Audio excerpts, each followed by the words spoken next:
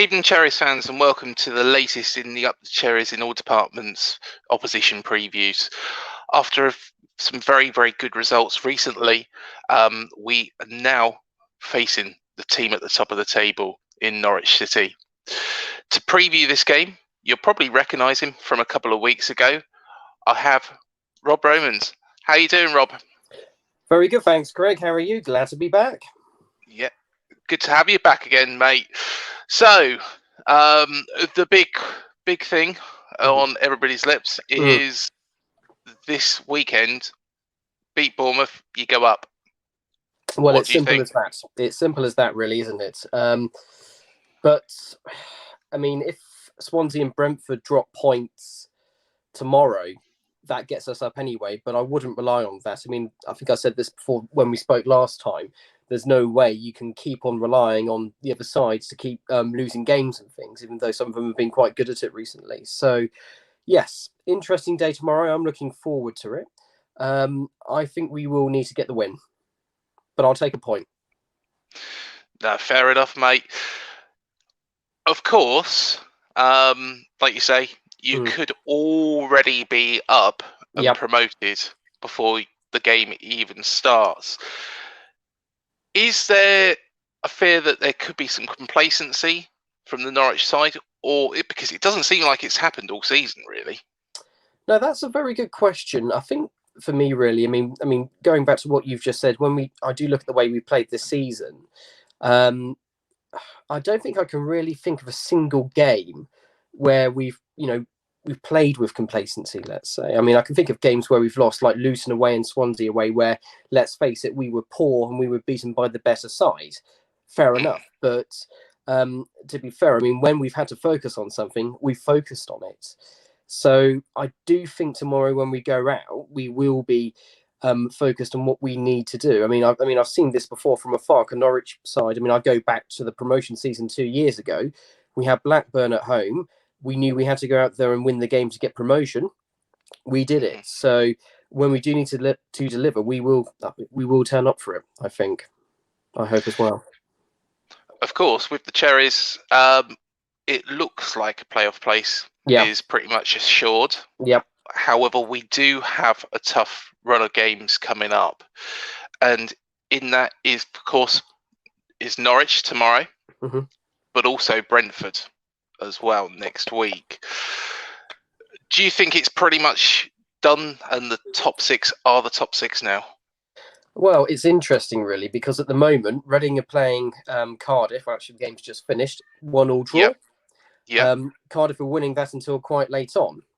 And a few weeks ago, Reading were sat in the playoffs, and we were talking then about how inconsistent they were and how likely we thought they would be to drop out and be replaced by a Barnsley, for instance. And that's happened, and there's now a 5-point cushion between 6th place and 7th place. And can I see somebody bridging the gap there? This is it. I mean, after tomorrow, there are still 4 games left to go. And I think, if you're Cardiff or Reading, if you win all those 4 games, you might stand a chance of getting into it, but then you've got to rely on one of the other sides in the playoff zone dropping out. So it's a bit hard to call at the moment because we both know from experience how unpredictable this league can be, particularly when it's coming to the end of the season. But I wouldn't be surprised if it stays the way it is. Of course, there was a fantastic result recently for Norwich, and I mentioned this to you as well at the time. It was an outstanding performance against Huddersfield. Now, don't get me wrong, Huddersfield aren't the greatest of sides, as we found out. However, to beat them 7-0, takes some doing. Any team at this level, really. That was a fun evening. I really enjoyed watching that game. I don't know who didn't. Well, maybe the Huddersfield fans didn't. Yeah. To be absolutely fair, Huddersfield, to be polite about this, were dreadful. During the first half of the game, their manager played with 3 defenders at the back. 3 defenders. Yeah. And time again, we ripped through their midfield, and then we tore apart that defence of theirs, if you want to call it a defence, let's say. And I mean, that was it. I mean, most managers, when they see that sort of thing happening, think, right, I've got to change this. I've got to change the tactics. But he kept it the way it was for the entire first half. And I think, I mean, it was a little surprise really that we went in 5-0 up. Really, I mean, we could. I won't joke here. We could have scored 10 goals. Yeah. I mean, Huddersfield were the masters of their downfall. Really, they probably the worst side I've seen us play this season, and they're not even in the bottom 3. And to be fair, when they come down to Dean Court, you know, I got to agree that they were very, very poor, but because of course we beat them 5-0 earlier on in the season, which was, you know, a great result at the time. It comes shortly after the Barnsley win, which was 4-0. But I think where Huddersfield are and where Barnsley are, you've got to put the emphasis on how good that result was against Barnsley. But Norwich's performance on the day was outstanding. And of course, you beat Derby last time out. Something that we couldn't do at Pride Park. Do tell us and give us a run through of that game. Well, I mean, I remember when we played Derby at home earlier this season. I think it's the 4th or 5th game into the season. They won 1-0. That was our only league home defeat to date. And it was a Wayne Rooney free kick that won the game for them. His last professional goal, would you believe it? And I think, I mean, if I go back to what I saw on Saturday, it was kind of like roles were reversed, really. I mean, we certainly played, you know, as well as Derby did in that game back at Carrow Road earlier in the season. But I think for me, really, I mean, Derby were quite tough to play against. They were very strong, resolute. I mean, but this is it. I mean, they were good at keeping the ball on occasions, but they didn't do anything with it to threaten us. Whereas with us, I mean, all you need is to give the ball to Cantwell, Bundia, or Kieran Dowell at the moment. So one of those stands a very good chance of smashing it in the net because they're very good at breaking down defences and doing that sort of thing. But yes, I mean, it was, how can I put it, a solid win. Won by a moment of magic, really. Great free kick. And do tell us, you know, what your thoughts are of the Bournemouth, recent performances, because we've picked up and gone on a very, very good run of form at the perfect time, beating Coventry 4-1 last down. The Coventry, of course, it was a very, very strange start to the game, going 1-0 up and then getting pegs back straight away. But do you fear anything from Bournemouth tomorrow? I still think they're a very tough side to play against. I mean, they do have a very good attacking lineup. And look at people like Solanke, for instance. Okay, yes, we discussed this previously. We don't rate him as a Premier League player, but he's still a very solid Championship one. And I do think there are players in that Bournemouth side who can cause us problems. So I am expecting it to be very, very tough tomorrow. I mean, earlier I was saying, I mean, I would take a point tomorrow. If we get a point out of it, great. Might sound a bit defeatist, maybe. But, yeah, I mean, I think I'm quite confident we will win it, though. But as you can tell, I'm a little bit hesitant about saying that because we are playing quite a decent side. Of course, it might be all you need at that point. Based on today's result, it might be all we need to get the cushion back to 5 points. Of course, it's 4 at the moment with the draw for Reading. And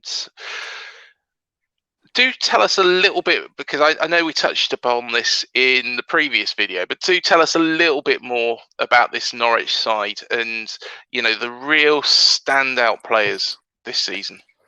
Where do I begin with that one? Okay, so goal, you got Tim Krul. You still there? Yep, still here. Okay. Yeah, so I thought you dropped off. Okay, so so in goal you've got Tim Krul, and I mean, to be fair, I mean, he's had a good season. When he's been called upon in action to make some very good saves, he hasn't let us down.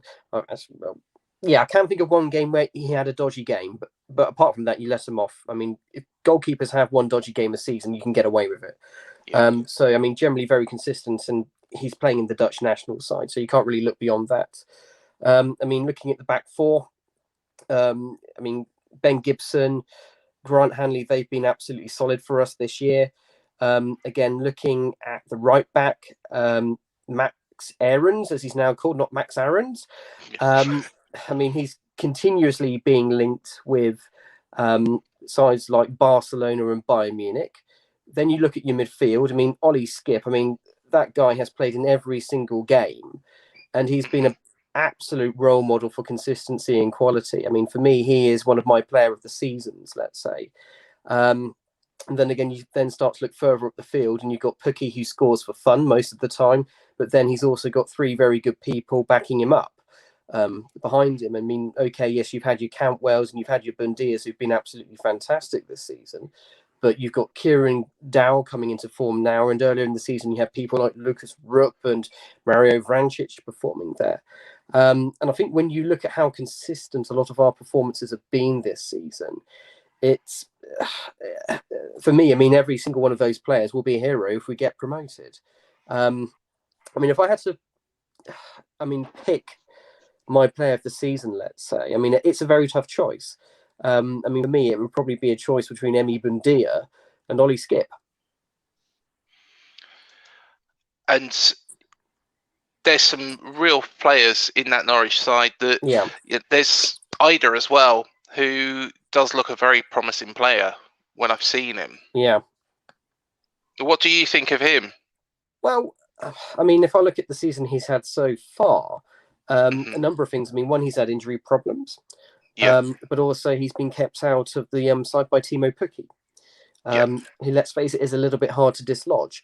But I think it's fair to say, I mean, if you look at the performances he's put in, he's a real prospect for us. I mean, he's certainly got a lot of potential. Can I see him being in the squad next season? Now, that's an interesting thing to consider. I personally think next season, I mean, if he wants to progress and develop, I reckon he'll probably need a loan spell in the Championship or at a top flight side in Europe, potentially. But there is an abundance of talent, like you say, Rob. And I'm probably feeling the same as you are, to be fair. I'm a little bit hesitant about this game. I'm a bit hesitant about Brentford. I still stay by my words that we don't want them in the playoffs. I do have Natalie Sawyer coming on next week for the Brentford game. But you thought you'd get me in first because I'm better looking. Right, okay. Yeah. But, you know, I admit to her, you know, that my fear is that we'll get Brentford in the playoffs. Do you still stand by your Brentford-Barnsley prediction for the final, or has things changed? I'm standing by it for the time being. Well, actually, I've already put my name to it, so I can't really backtrack on it. Have you? Well, I mean, the other thing we spoke about a couple of weeks ago, who was going to finish in the top two, because, I mean, since we've last spoke, Watford have been doing, well, they continue to do very well. They're still second, and I do think it is fair to say now that Watford will finish second behind us. Yeah. So that is going to happen. So let's recalculate what we did before. So let's try and predict who's going to win the playoffs instead. I will be very honest. I think it will probably be a toss-up between Brentford and Barnsley. Nope, that's fair enough. And to be fair, Barnsley have been on a very, very good run of form. They have had that bad result against Sheffield Wednesday. But they did beat us recently as well. So it swings in roundabouts. It's one of those difficult ones to predict. I'm going to put you on the spot. I know you've already said that you think you're going to win it. Yeah. But what would be your scoreline? How many? I'll take a 1-0 win. I'm going to go. It's a tough game. Yeah. Tough game. I think we might raise our game. We did, of course, win earlier on in the season at Dean Court. Yeah. Of course, I think it was about the third, fourth game in, if I remember correctly. So I guess that there was, and to be fair, our early season form was very, very good. Yeah. However, I think the lads can up their performance for this one, considering these 3 games. So we've got Norwich, we've got Millwall, and then we've got Brentford. That is really going to define our season, isn't it, Rob? Yeah. I mean, to be fair, tomorrow, if we win, it's a case of the tale of the 2 cities. Which Norwich side are we going to see play? Are we going to see the side that absolutely demolished Huddersfield, or are we going to see the more functional, pragmatic side, which, let's face it, when it's needed, will produce some superb game management, but then produce that moment of magic you need to win a game? I reckon we will probably see the more pragmatic, functional side tomorrow, to be fair. Well, again, Rob, thank you so much for joining me on this opposition preview. I know it's been quite brief, but of course, I will refer everybody over to our focus video that we did about 3-4 weeks ago, wasn't it now? About that, wasn't it? Yeah. Feels like a long time ago, but it wasn't that long ago. No, of course we had it was during the international break, wasn't it? Yeah, it was, yeah. And hopefully, fingers crossed, next season we'll be able to enjoy a beer together before a game at either Dink or Carrow Road, or both. Should we just do it for both? If you want a ticket to a Premiership football match, let me know. You never know. Sorry. Yeah. Well, thanks so much again, Rob. It's been an absolute pleasure. Thank you. No problem at all. And thank you, everybody, for joining me on this opposition preview. Please do remember to hit the like, subscribe, and the bell button to be alerted for any new videos. Like I say, I will be back with more opposition previews. Sorry that I haven't done as many as promised. Of course, work has taken priority. But until the next one, up the cherries, and I'll see you then.